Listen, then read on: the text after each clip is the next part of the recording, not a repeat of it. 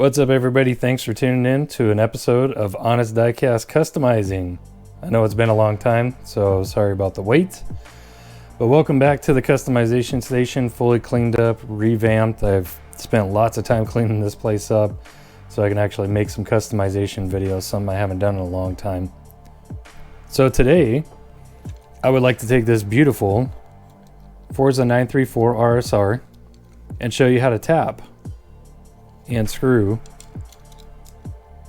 a Hot Wheel or any diecast car that uses a similar setup with two rivets, one rivet, whatever it is. So as you can see, I already drilled this out. I'll leave a link up above of my very first video, which is how to drill a Hot Wheel. The very first video that I ever made. So make sure to leave that up there and then link down below as well. But today we're just going to focus on tapping this and putting screws in it. And I'll tell you what you need. So once you drill out the rivets, as you can see, this car has already been drilled and is ready to go. You will need a T-handle. And if you're using the same threaded screws that I use, you will want a 3mm by 0.50 thread tap. You will want, my preference is always the pan head screws. So these are the shortest 3mm pan heads that you can, that at least I can find. And if you choose to use buttons, the buttons are pretty much the same thing.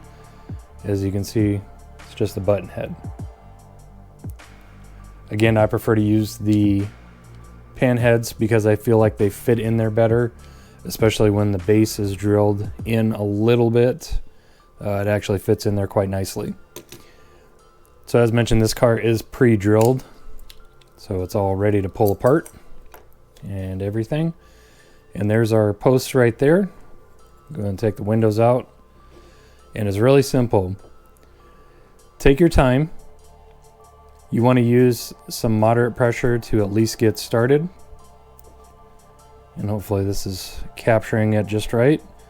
But you definitely want to make sure you're going into this post nice and straight from the side and the front.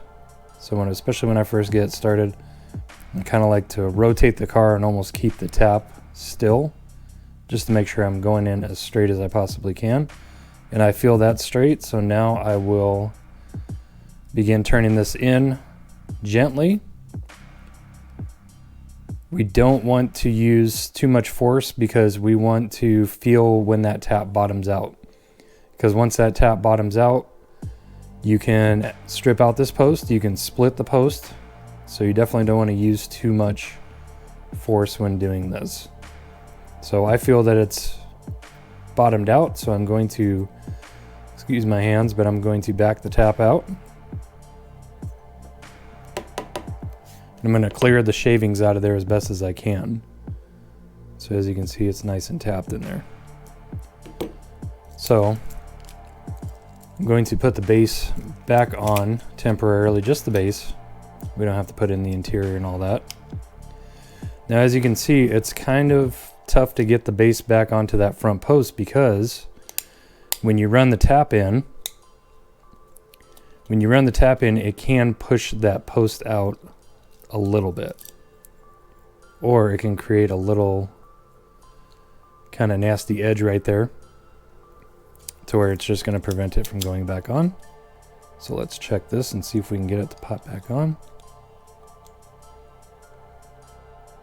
So we finally got the base back on. It took a little bit of work, but I wanted to do that one first like that because I do run into that quite a bit and I want to show you how to get around that problem.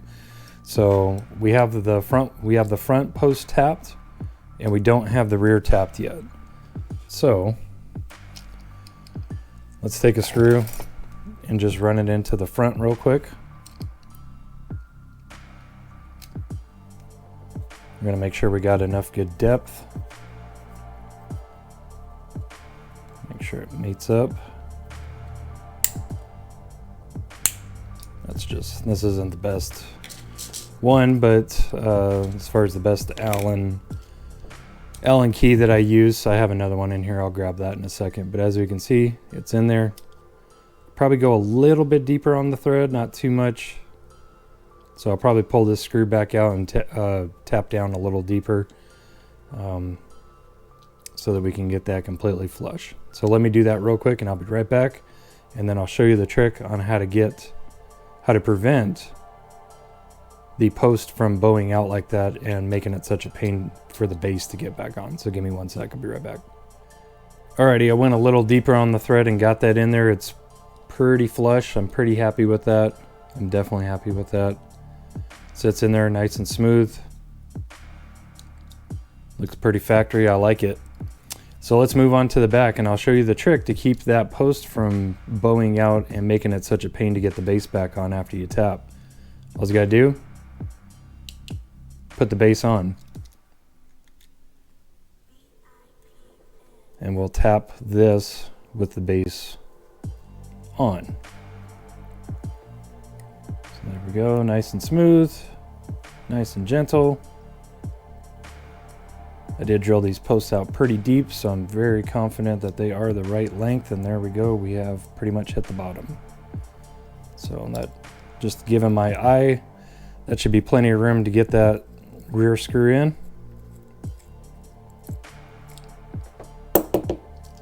There we go, tap it. Probably can't see it on the camera, but a whole pile of shavings just came out of it. That's what we want. So let's grab our other screw. Oh.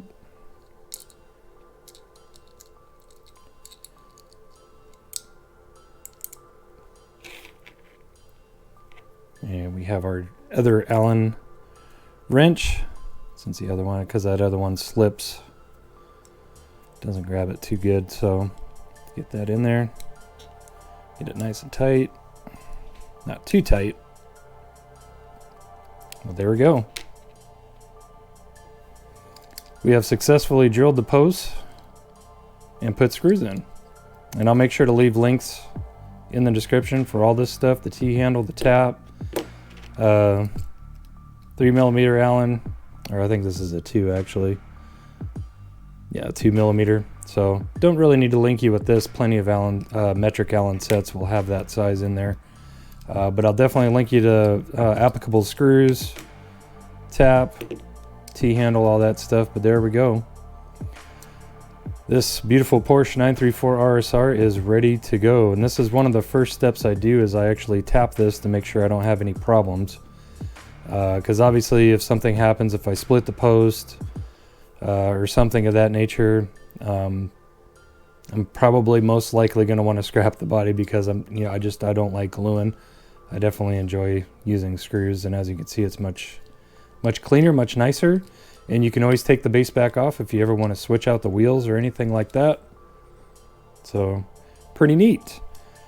So just a quick simple video showing you how to tap and screw a Hot Wheel custom. Hopefully that helps. Again, I will link you to all the products that you need for this. And stay tuned, because this 934 RSR is far from done. As you can see, I got some wheels sitting right here in front of me. And the next video, just a preview, I'm going to show you how to do version B axles. I call them version B axles because I'm going to show you how to use beads on the ends of this to make it nice and clean. So stay tuned for that. That'll be right up almost immediately after this video, maybe the next day. Hope you enjoy. Welcome back to the customization station, and I will see you next time.